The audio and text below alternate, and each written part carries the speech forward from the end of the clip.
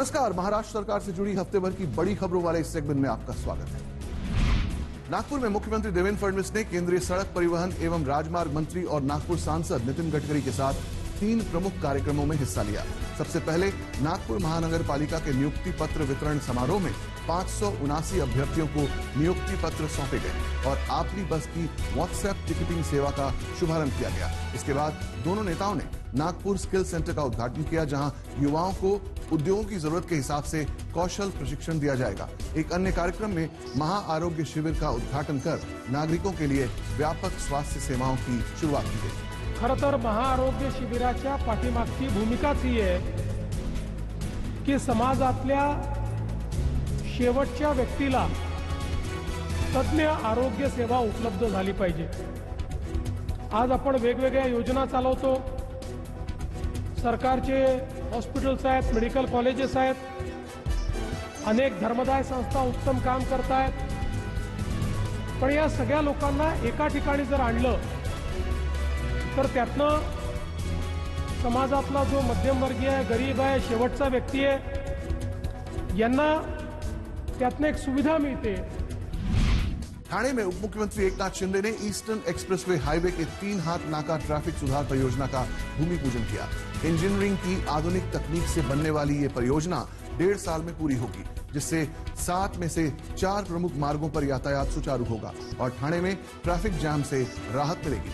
करीब 200 करोड़ रुपए की लागत वाली ये परियोजना एशिया के सबसे व्यस्त चौराहों में से एक 3 हाथ नाका की जाम की समस्या का स्थायी समाधान करेगी। वाहतूक कोंडीमुळे होणारे पोल्यूशन, प्रदूषण कमी होईल, ट्रॅफिक कमी होईल, या ठिकाणी अपघात कमी होतील आणि त्याचा फायदा ठाणेकरांना होईल आणि त्यामुळे अतिशय हा महत्वाकांक्षी प्रकल्प आहे, गेम चेंजर प्रकल्प आहे ठाण्यासाठी।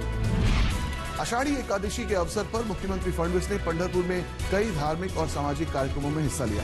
सबसे पहले उन्होंने शासकीय महापूजा का मान पाने वाले वारकरी दंपत्ति का सम्मान किया। इसके बाद पत्नी अमृता फडणवीस के साथ श्री विठ्ठल रुक्मिणी मंदिर में शासकीय महापूजा कर राज्य की सुख समृद्धि की कामना की।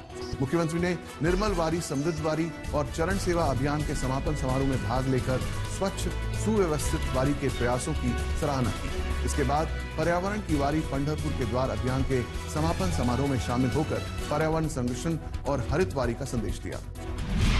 पंढरपुर में मुख्यमंत्री देवेंद्र फडणवीस ने पुण्य श्लोक अहिल्या देवी होलकर किसान कर्ज मुक्ति योजना के तहत किसानों को कर्ज मुक्ति प्रमाण पत्र वितरित किए। इस अवसर पर आयोजित भव्य किसान सम्मेलन, सम्मान समारोह और कृषि महोत्सव का भी उद्घाटन किया गया। मुख्यमंत्री ने कहा कि सरकार किसानों की आर्थिक स्थिति मजबूत करने और कृषि क्षेत्र को सशक्त बनाने के लिए प्रतिबद्ध है।